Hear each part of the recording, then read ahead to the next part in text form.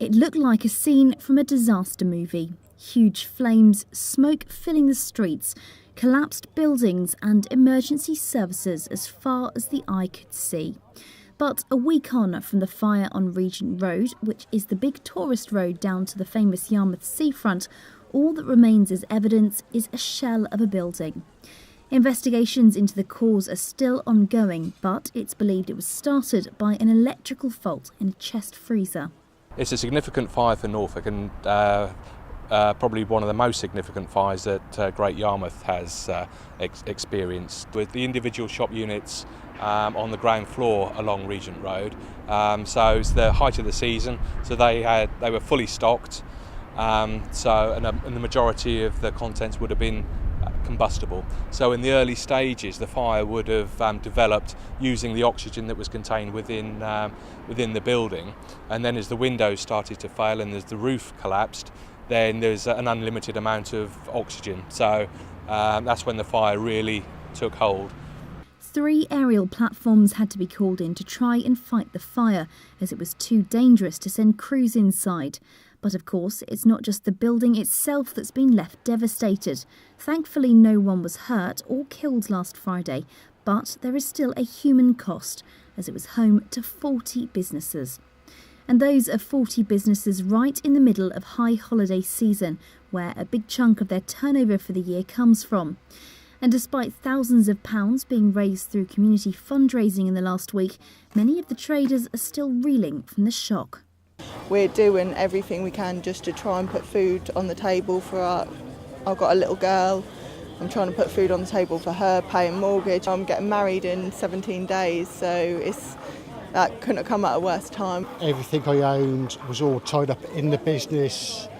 Stock, fixtures, fittings, previous day's take-ins.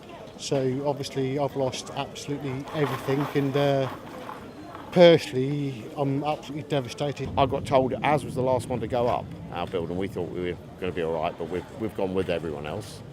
Gutted really, but we want to re-establish ourselves as quick as possible. We'd like to bring people into Yarmouth and to let people know that we're going to be running again within the next few weeks, hopefully. And Great Yarmouth Borough Council have been working with the affected businesses, hosting drop-in meetings to help them with insurance claims, as well as doing what they can and using their influence in looking for new premises. Deputy Leader Penny Carpenter says it's important the town keeps working together.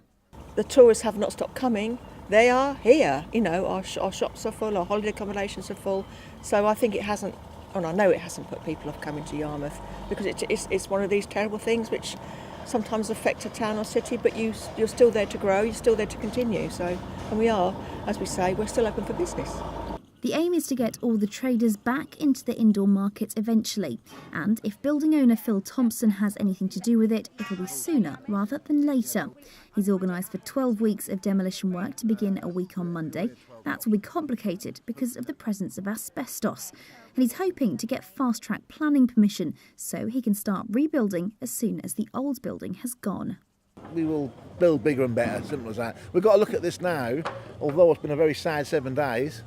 There's got to be an opportunity now to do something for Regent Road, to make it a visitor attraction that people come here for, winter and summer. So that's what we're aiming at. I want to be up and running this time next year. I know that's a hard one, and that's probably a bit of a proud boost, but with the help of the council, we don't want any bureaucracy and red tape saying, oh, you can't do that. We want to be doing it. So if they let us do it, we'll get done.